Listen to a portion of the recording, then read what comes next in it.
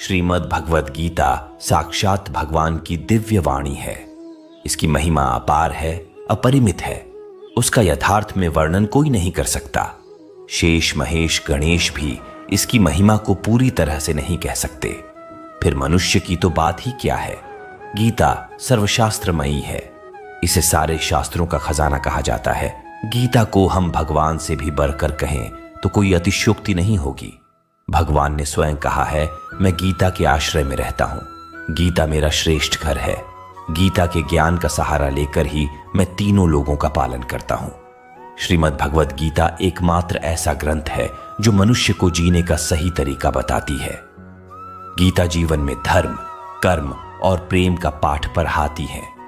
श्रीमद् भगवद गीता का ज्ञान मानव जीवन और जीवन के बाद का जीवन दोनों के लिए उपयोगी माना गया है। श्रीमद् भगवद गीता में कुल 18 अध्याय और 700 श्लोक हैं, जिसे सभी के लिए पढ़ पाना थोड़ा मुश्किल है।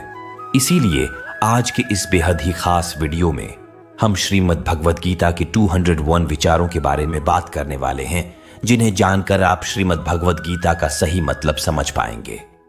इसलिए इन विचारों को आप हर रोज रात में सोने से पहले जरूर सुने। तो चलिए अब देर नहीं करते हुए वीडियो शुरू करते हैं। भगवान श्री कृष्ण कहते हैं, 4 वेदों का अर्थ नहीं भी जानो तो कोई बात नहीं, लेकिन समझदारी, जवाबदारी, वफादारी और ईमानदारी, इन 4 शब्दों का मर्म जान लो तो भी जीवन सार्थक हो जाएगा। दीपक का जीवन इसलिए वंदनीय नहीं है कि वो जलता है, बल्कि इसलिए वंदनीय है कि वो दूसरों के लिए जलता है, दूसरों से नहीं जलता। हमारी आस्था की परीक्षा तब होती है जब हम जो चाहे वह ना मिले और फिर भी हमारे दिल से प्रभु के लिए शुक्रिया ही निकले। अगर सही मायने में आप अपना जीवन बदलना चाहते हो तो सबसे पहले आपको अपना मन बदलने के लिए तैयार रहना पड़ेगा, क्योंकि जैसा आपका मन रहेगा वैसे ही आपके विचार होंगे, और जैसे आपके विचार होंगे वैसे ही आपका जीवन होगा। नीच विचार रखोगे तो नीच बन जाओगे, अच्छे विचार रखोगे तो ऊंचाई पर जाओगे। विश्वास किसी पर इतना करो कि वह तुम्हारे साथ छल करते समय खुद को दोषी समझे, और प्रेम किसी से इतना करो कि उसके मन में सदैव तुम्हें खोने का डर बना रहे। भगवान श्री कृष्ण कहते हैं, व्यक्ति को सदैव बुराई से बचकर रहना चाहिए। अगर कोई बुरा कर्म करता है तो वह कर्म उसको अपने जीवन में भोगना ही पड़ता है। जिस प्रकार सैकड़ों गायों के बीच बछड़ा अपनी मां को खोज लेता है, ठीक उसी प्रकार कर्म का फल आपको हजारों की भीड़ में भी खोज लेगा। माधव कहते हैं, किसी जीव को कष्ट देकर आप मुझे खुश नहीं देख सकते हो। श्री कृष्ण जगत के स्वामी हैं, वह कण कण में निवास करते हैं। छोटे से छोटे जीव के हृदय में ईश्वर का वास होता है। उस जीव को कष्ट का अनुभव होना ईश्वर को कष्ट का अनुभव कराता है। इसीलिए किसी भी जीव को कष्ट देना ईश्वर को कष्ट देने के समान है। मृत्यु एक अटल सत्य है जिसे कभी बदला नहीं जा सकता है। इस संसार का जब से निर्माण हुआ है तब से जन्म मृत्यु का चक्र चलता आ रहा है। जिस प्रकार मनुष्य अपने पुराने वस्त्रों को त्याग कर नए वस्त्र धारण करता है, ठीक उसी प्रकार आत्मा पुराने व्यर्थ शरीर को त्याग कर नए शरीर को धारण करती है। यह प्रकृति का नियम है। इस सत्य को स्वीकार करके भयमुक्त होकर आज में जीना चाहिए।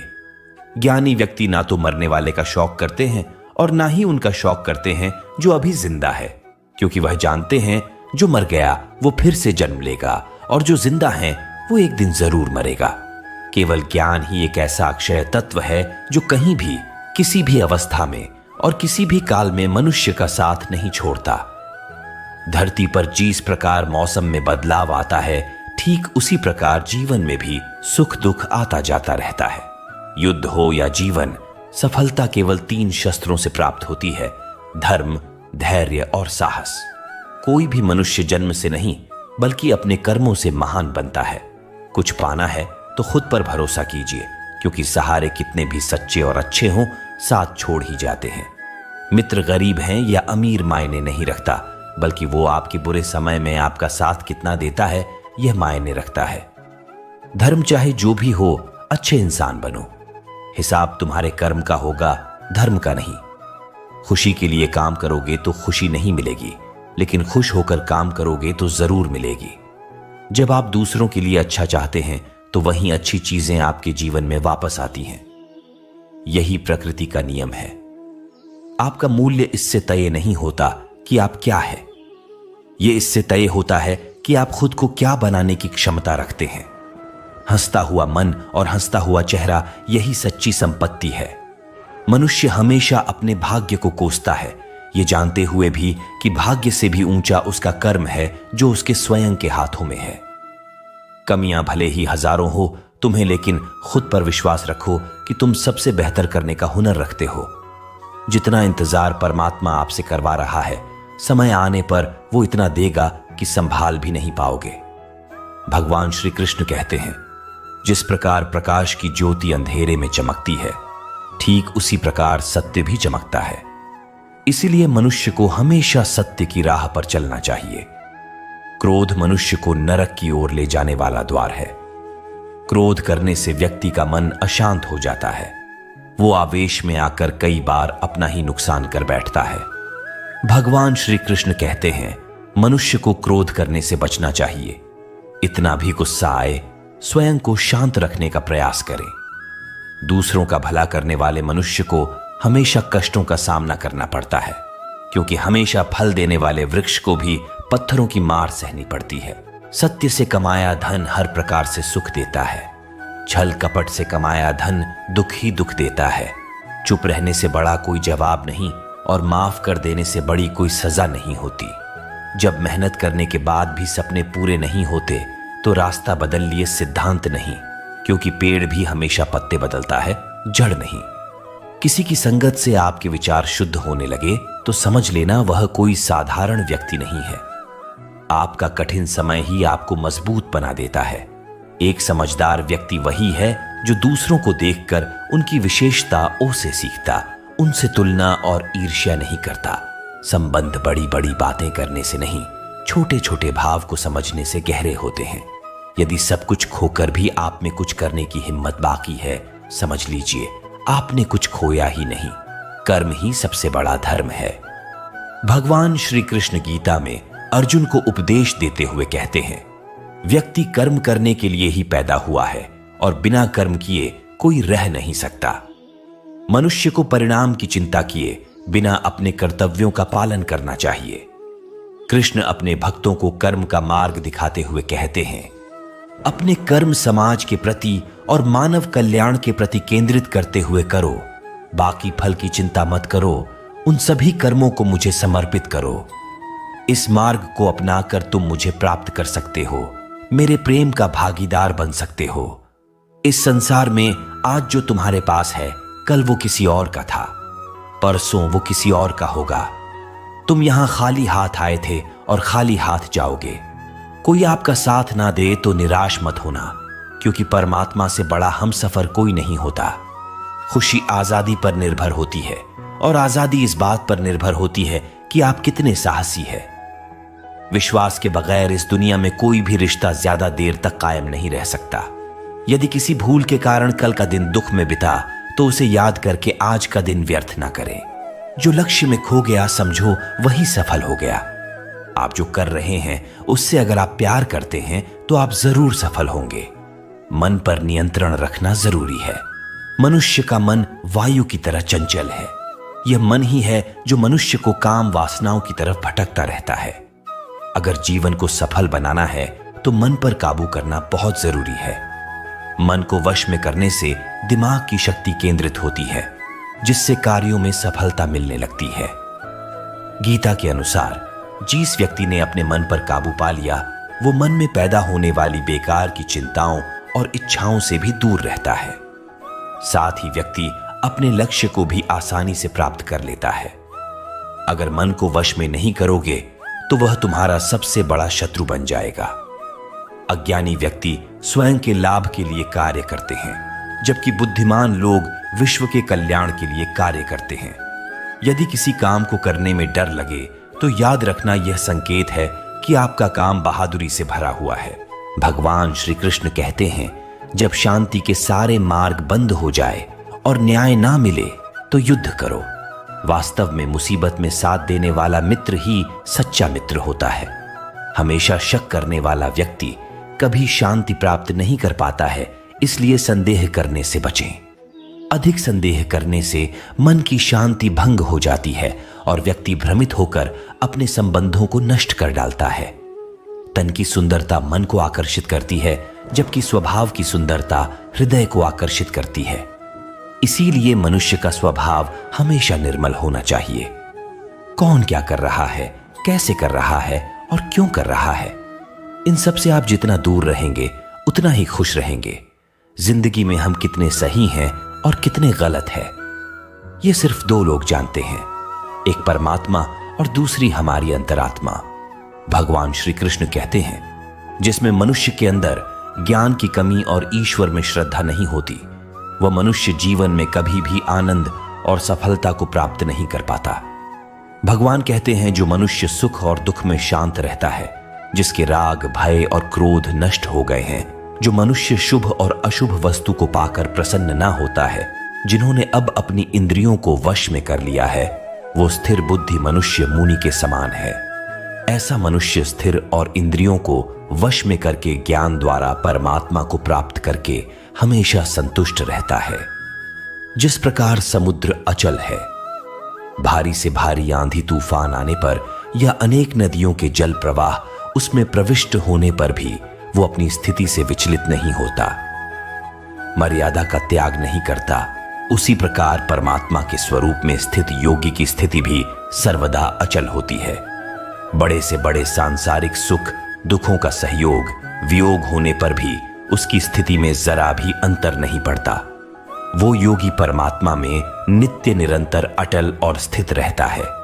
अपना काम बनाने के लिए लोग आपकी तारीफ करेंगे, आपसे रिश्ता बनाने की कोशिश करेंगे, लेकिन उनके व्यवहार को सच मानकर अगर आप फंस जाएंगे तो आगे चलकर आपको ही नुकसान होगा। कहते हैं कि लोग अपना काम निकालने के लिए गधे को भी घोड़ा बना लेते हैं। वास्तविकता में अभी वही योग चल रहा है जहां लोग अपना स्वार्थ पूरा करने के लिए किसी भी हद तक गिर सकते हैं। भगवान श्री कृष्ण कहते हैं, किसी के मीठे शब्दों में कभी मत फंसना, बल्कि आंखें खोलकर इंसान को परखना सीखो। अक्सर आपको चोट वही लोग पहुंचाते हैं जो आपके अपने होते हैं, जो आपके दिल के ज्यादा करीब होते हैं। गीता का यह सबसे महत्वपूर्ण ज्ञान है, क्योंकि महाभारत की लड़ाई पराये लोगों में नहीं थी। यह भाइयों की लड़ाई थी, एक ही परिवार की लड़ाई थी। चाहे आप किसी की मदद करो या मत करो, लेकिन जानबूझकर कभी किसी का दिल नहीं दुखाना चाहिए, क्योंकि जब किसी का दिल आपकी वजह से दुखता है तो हमेशा याद रखना कि आपको भी वो दर्द एक दिन जरूर मिलेगा। कभी भी किसी भी चीज की अति नहीं करनी चाहिए। कोई भी चीज हद से ज्यादा मत करना। किसी से प्रेम या नफरत भी हद से ज्यादा मत करना, क्योंकि किसी भी चीज की अति आपको ही नुकसान पहुंचाएगी। इसलिए जीवन को संतुलन के साथ जीना चाहिए। जो आपके साथ अधर्म करे, पाप करे, गलत करे, उसे दंड जरूर देना चाहिए। अगर आप उसे सहते हैं तो वो आपके साथ और गलत करता है और आप उससे भी बड़े पाप के भागीदार बन जाएंगे। इसीलिए ज्ञानी व्यक्ति को अपने साथ हो रहे गलत का विरोध करना सीखना चाहिए। जीवन में कभी वो मत करो जो लोग करते हैं, हमेशा वही करो जो तुम्हारे लिए सही है। भगवान श्री कृष्ण कहते हैं, जो इंसान अपनी रक्षा खुद नहीं कर सकता या फिर अपनी रक्षा करने का प्रयास भी नहीं करता, ऐसे मनुष्यों की रक्षा भगवान भी नहीं करते। जो इंसान खुद के महत्व को नहीं जानता, वैसे इंसान को कोई भी महत्व नहीं देता है। बुरा इंसान कभी अपनी बुराई नहीं छोड़ता। आप चाहे उसके साथ कितना भी अच्छा व्यवहार करो, वो आपको तकलीफ जरूर देगा। इसलिए जो जैसा है उसके साथ वैसा ही व्यवहार करना चाहिए। जो इंसान समय की कदर नहीं करता, समय भी उस इंसान की कदर कभी नहीं करता है, और वैसा इंसान जीवन में कभी भी सुख, शांति और सफलता को प्राप्त नहीं कर पाता है। संगति का मनुष्य के जीवन पर बहुत गहरा प्रभाव पड़ता है। अच्छा इंसान अगर बुरे लोगों के संगत में रहेगा तो वो भी एक दिन बुरा बन जाएगा। इसलिए हमेशा अच्छे लोगों के संगत में रहे। इस दुनिया में परमात्मा के सिवा किसी को अपना मत समझो। यहां कोई अपना नहीं है, क्योंकि जब दुनिया के सारे रास्ते बंद हो जाते हैं तो ईश्वर की तरफ जाने वाला रास्ता हमेशा खुला रहता है। इस दुनिया में हारे हुए इंसान की तकलीफ में पड़े हुए इंसान की कोई मदद नहीं करता, और अगर कोई इंसान थोड़ा सा भी सफल हो जाए तो उससे कोई खुश नहीं होता। इसलिए अपना दुख किसी को बताओ मत। और अपनी खुशी किसी के आगे जताओ मत। मनुष्य का आहार हमेशा सात्विक और संतुलित होना चाहिए, जिससे इंसान को यह समझ नहीं कि क्या खाना चाहिए, कितना खाना चाहिए, कहां खाना चाहिए और कैसे खाना चाहिए, वो परमात्मा को कभी नहीं पा सकता। खुद को मिटाकर भी रख दोगे तब भी यह दुनिया आपसे खुश नहीं होगी। इसीलिए वो करो जो आपका दिल चाहे, वो मत करो जो दुनिया चाहती है, क्योंकि दुनिया की पसंद बदलने में वक्त नहीं लगता है। दुख आना भी जरूरी है, तभी इनसे जिंदगी पूरी होती है। खाली खुशी इंसान को मजबूत नहीं बनाती। कान्हा कहते हैं, मन की शांति से बढ़कर इस संसार में कोई भी संपत्ति नहीं है। जिस व्यक्ति ने अपने मन को शांत रखना सीख लिया है, उससे अधिक धनवान इस संसार में कोई नहीं है। लगातार हो रही असफलताओं से कभी निराश मत होना, क्योंकि कभी कभी गुच्छे की आखिरी चाबी भी ताला खोल देती है। रिश्ते चाहे कितने ही बुरे हो, उन्हें तोड़ना मत, क्योंकि पानी चाहे कितना भी गंदा हो, अगर प्यास नहीं बुझा सकता, वो आग तो बुझा ही सकता है।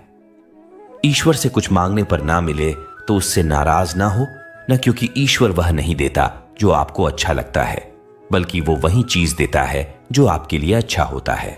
जिंदगी में एक ऐसे इंसान का होना बहुत जरूरी है जिसको दिल का हाल बताने के लिए लफ्जों की जो जरूरत नहीं पड़ती, उसे ही परमात्मा कहते हैं। दुखाते तो एक बार हैं, मगर पल भर में ही जिंदगी जीना सीखा जाते हैं। हम लोगों को खुश करने के चक्कर में अपना सब कुछ गंवा देते हैं। बाद में यही लोग कुछ नहीं क्या कहकर सब कामों को भुला देते हैं। जीवन में सुख शांति चाहते हो तो अपनी समस्याओं और आलोचनाओं को खुद पर हावी मत होने दो। जो लोग गिरने से डरते हैं वो कभी ऊंची उड़ान नहीं भर सकते। इंसान दूसरों की अच्छाइयों पर खामोश रहते हैं, लेकिन चर्चा जब बुराइयों की हो तो गूंगे भी बोल पड़ते हैं। कान्हा कहते हैं, जितना वक्त तुम दूसरों पर बर्बाद करते हो, अगर उतना वक्त खुद पर लगा दो तो झुकना नहीं पड़ेगा। लोगों को परखने की आदत डालो। जैसे हर चमकती चीज सोना नहीं होता, वैसे ही हर अच्छा दिखने वाला इंसान सच्चा नहीं होता। जब तक हम किसी काम की शुरुआत नहीं करते, तब तक वो काम हमें असंभव ही दिखाई देता है। जिसने अकेले चलना सीख लिया, समझो वो व्यक्ति सफलता के दरवाजे पर अपना पहला कदम रख चुका है। खुश रहने का बस एक ही मंत्र है, उम्मीद बस खुद से रखो, किसी और इंसान से नहीं। मोह विनाश का कारण होता है। मनुष्य के दुखों का मूल कारण उसका मोह ही है। वो जितना अधिक मोह करेगा, उतना ही अधिक कष्ट भी भोगेगा। पछतावा अतीत नहीं बदल सकता और चिंता भविष्य नहीं संवार सकती। इसलिए वर्तमान का आनंद लेना ही जीवन का सच्चा सुख है। श्री कृष्ण कहते हैं, जो तुम्हारा साथ देता है तुम उसका साथ दो, जो तुम्हें धोखा देता है तुम उसे त्याग दो।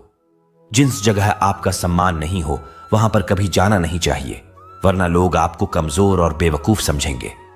जहां बारिश ना हो वहां फसल खराब हो जाती है, और जहां संस्कार ना हो वहां नस्ल भी खराब हो जाती है। जो लोग ये कहते हैं मेरे पास वक्त नहीं है, असल में उनके खास रिश्तों की गिनती में आपका नाम ही नहीं है। बात इतनी मधुर रखो कि कभी वापस भी लेनी पड़े तो आपको कड़वी ना लगे। खुद में थोड़ा स्वाभिमान होना जरूरी है, वरना लोग आपको वहां भी दबाने की कोशिश करेंगे जहां आपका अधिकार है। श्रेष्ठ पुरुष जैसा आचरण करता है, अन्य पुरुष भी वैसा ही आचरण करते हैं। मनुष्य जिस भी रूप की पूजा करते हैं, मैं भी उनको उनकी भावना के अनुसार उसी रूप में दर्शन देता हूं। मनुष्य जिन्स जिन्स भाव से मेरी उपासना करते हैं, मैं उनके उस भाव का ही अनुसरण करता हूं। जो मेरा चिंतन करता है उसका मैं चिंतन करता हूं। जो मेरे लिए व्याकुल होता है उसके लिए मैं भी व्याकुल हो जाता हूं। जो मुझे अपना सर्वस्व अर्पण कर देता है, मैं भी उसे अपना सर्वस्व अर्पण कर देता हूं। इस मनुष्य लोक में सांसारिक भोग के लिए लोग इंद्र आदि देवताओं की उपासना करते हैं, क्योंकि देवताओं का पूजन करने वालों को उनकी उपासना का फल तुरंत मिल जाता है। लेकिन मैं ऐसा नहीं करता हूं। मेरे भक्त यदि सच्चे भाव से भी मेरा भजन करते हैं, तो भी मैं उनकी उसी कामना को पूर्ण करता हूं, जिसकी पूर्ति से उनका विषयों से वैराग्य होकर मुझ में प्रेम और विश्वास बढ़ाता है। इसीलिए सांसारिक मनुष्य को मेरी भक्ति का फल शीघ्र मिलता हुआ नहीं दिखता है, और इसलिए वे मंद बुद्धि मनुष्य कर्मों का फल शीघ्र प्राप्त करने की इच्छा से अन्य देवताओं का ही पूजन किया करते हैं। जैसे हवा के झोंके नाव को भटका देते हैं, वैसे ही मनुष्य की इच्छाएं बुद्धि को भटका देती है। जो मनुष्य सुख और दुख में, मान और अपमान में शांत रहता है, वह मनुष्य मुझे अति प्रिय है।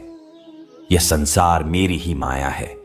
यह संसार मुझसे ही उत्पन्न हुआ है। मैं ही इसका पालन पोषण करता हूं और मैं ही इस सृष्टि का विनाश करता हूं। मैं भूत, वर्तमान और भविष्य के सभी प्राणियों को जानता हूं, लेकिन वास्तविकता में मुझे कोई नहीं जानता। समझदार व्यक्ति जब संबंध निभाना बंद कर देता है तो समझ लेना चाहिए उसके आत्मसम्मान को कहीं ना कहीं ठेस अवश्य पहुंची है।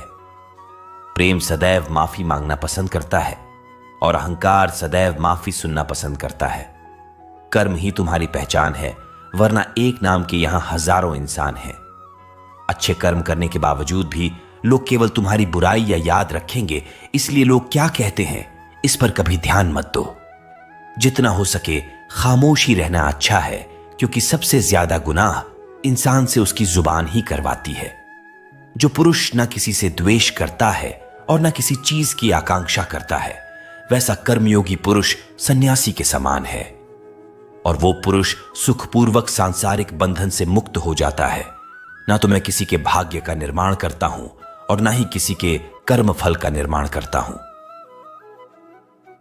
मनुष्य अपने द्वारा किए कर्मों का ही पाल भोगता है और उसी से उसके भाग्य का निर्माण होता है। मनुष्य स्वयं ही अपना मित्र है और स्वयं ही अपना सबसे बड़ा शत्रु भी है। ज्ञानी मनुष्य कर्म योग या भक्ति योग से एक ही जन्म में इस समुद्र रूपी संसार से निकलकर परमात्मा को प्राप्त कर लेता है, और अज्ञानी मनुष्य काम, क्रोध, लोभ, मोह में फंसकर भटकता रहता है। भगवान श्री कृष्ण कहते हैं, भागवत प्राप्ति के लिए कर्म करने वाला कोई भी मनुष्य दुर्गति को प्राप्त नहीं होता है।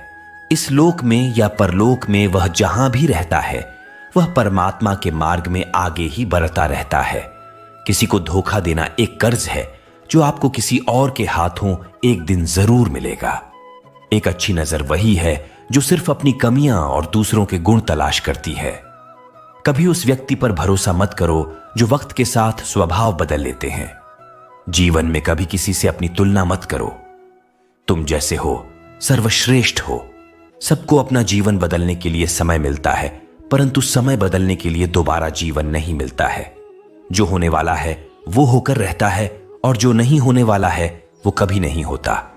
ऐसा निश्चय जिनकी बुद्धि में होता है उन्हें चिंता कभी नहीं सताती है।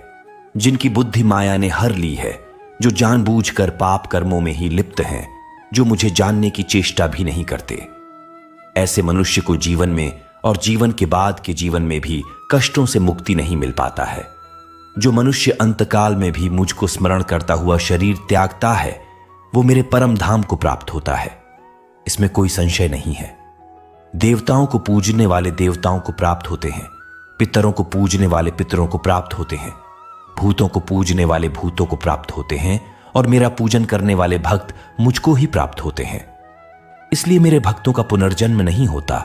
जो कोई भक्त मेरे लिए प्रेम से पत्र, पुष्प, फल, जल आदि अर्पण करता है, उस शुद्ध बुद्धि भक्त का प्रेम पूर्वक अर्पण किया हुआ वह पत्र पुष्प में सद्गुण से प्रकट होकर प्रेम पूर्वक खाता हूं। तू जो कर्म करता है, जो खाता है, जो हवन करता है, जो दान देता है, वो सब मुझे अर्पण कर।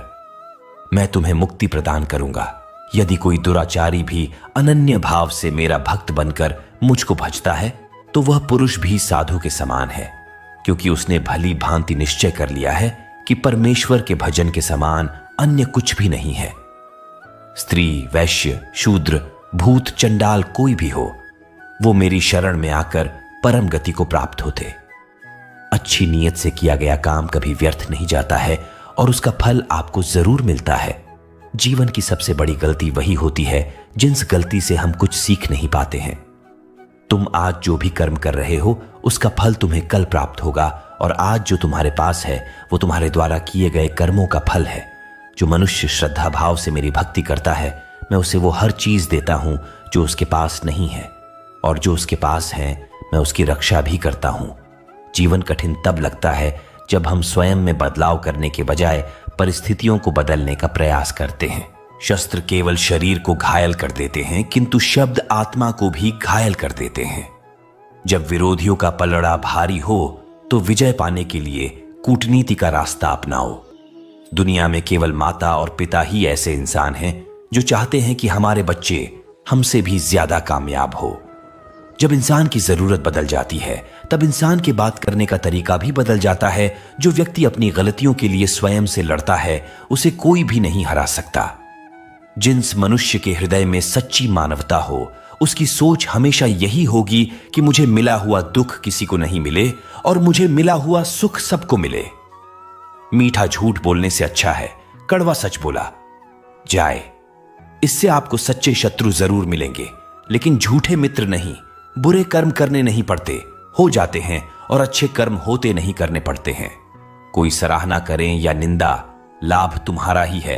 प्रशंसा प्रेरणा देती है और निंदा सुधारने का अवसर।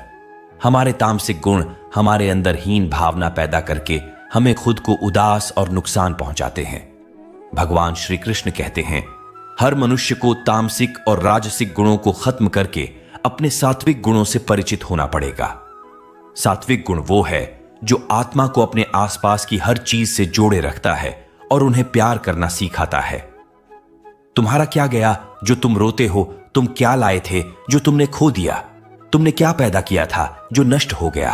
तुमने जो लिया यहीं से लिया, जो दिया यहीं पर दिया। जो आज तुम्हारा है कल किसी और का होगा, क्योंकि परिवर्तन ही संसार का नियम है और समय के साथ संसार में हर चीज परिवर्तन के नियम का पालन करती है। भगवान श्री कृष्ण कहते हैं, किसी का अच्छा ना कर सको तो बुरा भी मत करना, क्योंकि दुनिया कमजोर है लेकिन दुनिया बनाने वाला नहीं। हे अर्जुन, संपूर्ण प्राणी जन्म से पहले अप्रकट थे और मरने के बाद भी अप्रकट हो जाने वाले हैं, केवल बीच में ही प्रकट है। फिर ऐसी स्थिति में क्या शो करना है? कोई एक महापुरुष ही इस आत्मा को आश्चर्य की भांति देखता है, वैसा ही दूसरा कोई महापुरुष ही इसके तत्व का आश्चर्य की भांति वर्णन करता है, तथा दूसरा कोई अधिकारी पुरुष ही इसे आश्चर्य की भांति सुनता है, और कोई कोई तो सुनकर भी इसको नहीं जानता। यहां श्री भगवान का भाव है कि आत्मा आश्चर्य है, इसलिए उसे देखने वाला संसार में कोई विरला ही होता है और वह उसे आश्चर्य की भांति देखता है।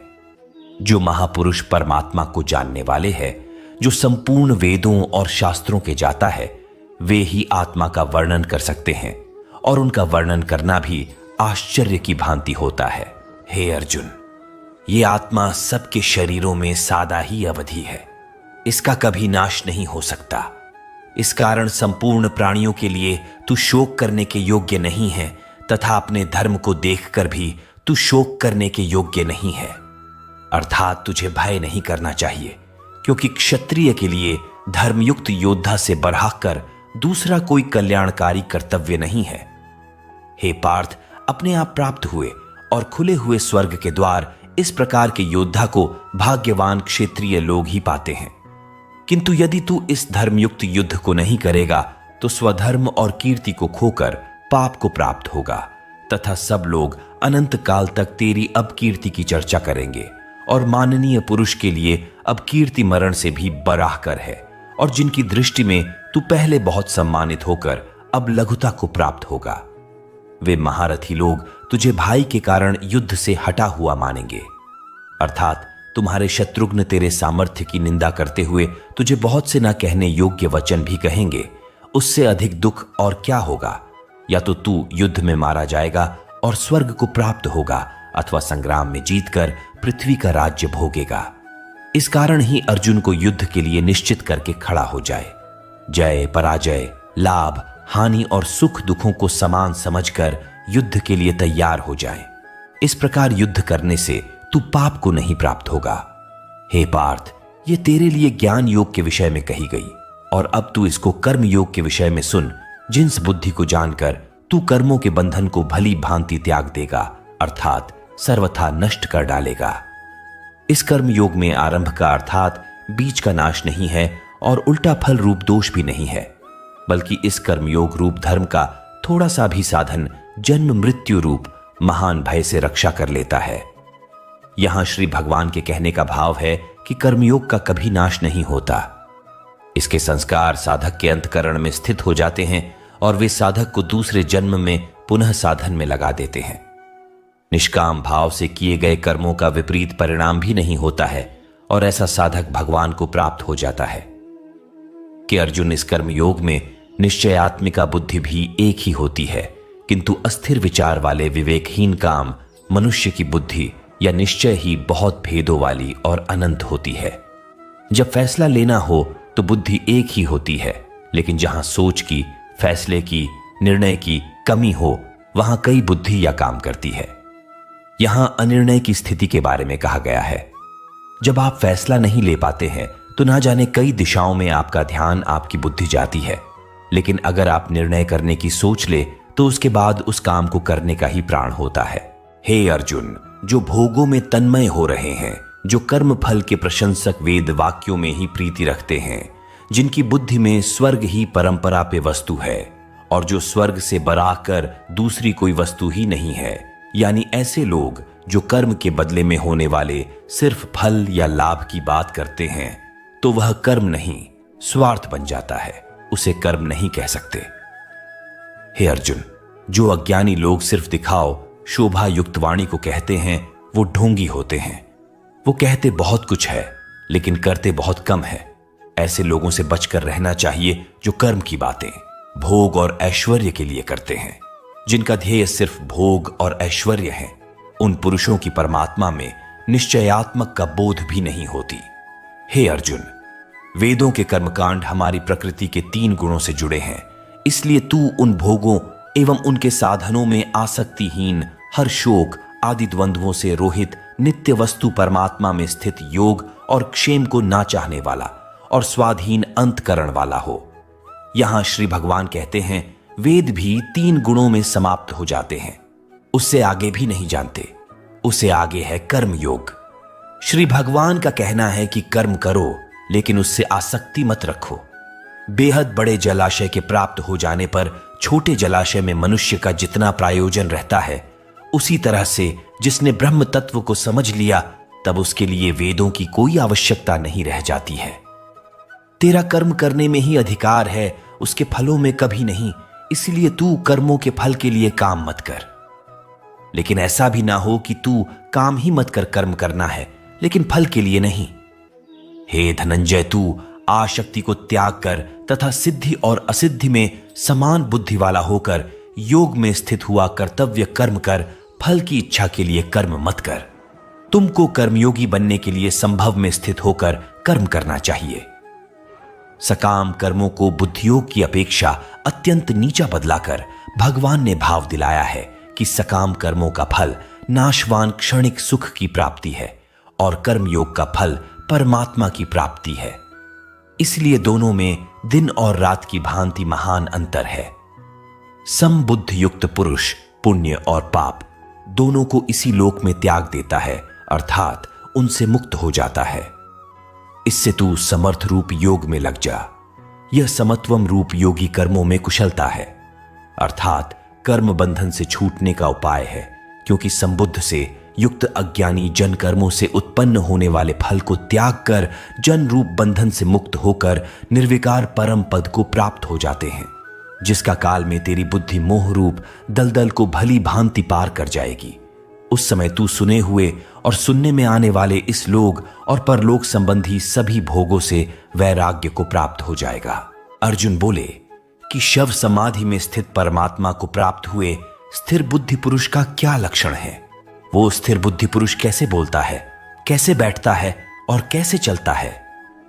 श्री भगवान बोले, हे अर्जुन, जिस काल में पुरुष मन में स्थित संपूर्ण कामनाओं को भली भांति त्याग देता है और आत्मा से आत्मा में ही संतुष्ट रहता है, उस काल में वो स्थित कहा जाता है। दुखों की प्राप्ति होने पर जिसके मन में उद्वेग नहीं होता, जिसके राग, भय और क्रोध नष्ट हो गए हैं, ऐसा मुनि स्थिर बुद्धि कहा जाता है। जो पुरुष सर्वत्र स्नेह होकर शुभ या अशुभ वस्तु को प्राप्त होकर न प्रसन्न होता है और न शोक करता है, उसकी बुद्धि स्थिर है। कछुआ सब ओर से अपने अनुभवों को जैसे समेट लेता है, वैसे ही जब यह पुरुष इंद्रियों के विषयों से इंद्रियों को सब प्रकार से हटा लेता है, तब उसकी बुद्धि भी स्थिर है, ऐसा समझना चाहिए। इसलिए साधक को चाहिए कि वो उन संपूर्ण इंद्रियों को वश में करके समाहित होकर मेरा ध्यान करें, क्योंकि जिस पुरुष की इंद्रियां ये वश में होती है उसी की बुद्धि स्थिर हो जाती है। विषयों का चिंतन करने वाले पुरुष की उन विषयों में आसक्ति हो जाती है। आसक्ति से उन विषयों की कामना उत्पन्न होती है और कामना में विघ्न पड़ने से क्रोध उत्पन्न होता है। क्रोध से भ्रम पैदा होता है। स्मृति में भ्रम हो जाने से बुद्धि का नाश हो जाता है और बुद्धि का नाश हो जाने से उस पुरुष का पतन हो जाता है। जिस प्रकार हवा के झोंके नाव को भटका देती है, ठीक उसी प्रकार मनुष्य की इंद्रियां उसकी बुद्धि को भटका देती है। इसलिए जिस पुरुष की इंद्रियां उसके बस में होती है उसी की बुद्धि स्थिर है। भगवान श्री कृष्ण कहते हैं, जिस प्रकार समुद्र की स्थिति अचल है, भारी से भारी आंधी तूफान आने पर या अनेक नदियों के जल प्रवाह उसमें प्रविष्ट होने पर भी वो अपनी स्थिति से विचलित नहीं होता, मर्यादा का त्याग नहीं करता, उसी प्रकार परमात्मा के स्वरूप में स्थित योगी की स्थिति भी सर्वथा अचल होती है। बड़े से बड़े सांसारिक सुख दुखों का सहयोग वियोग होने पर भी उसकी स्थिति में जरा भी अंतर नहीं पड़ता। वह योगी परमात्मा में नित्य निरंतर अटल स्थिर रहता है। जो मनुष्य संपूर्ण कामनाओं को त्याग करता है वही मनुष्य शांति को प्राप्त कर पाता है। जो मनुष्य मुझसे परम प्रेम करके इस परम रहस्य युक्त गीता शास्त्र को मेरे भक्तों में कहेगा वो मुझको ही प्राप्त होगा, इसमें कोई संदेह नहीं है। दोस्तों, भगवान श्री कृष्ण की यह बातें अगर आपको पसंद आई तो कमेंट में जय श्री राधे कृष्ण जरूर लिखें और ऐसे ही प्रेरणादायक वीडियो देखने के लिए अजय हिंदी कहानियां चैनल को सब्सक्राइब कर लें। धन्यवाद। जय श्री राधे कृष्ण।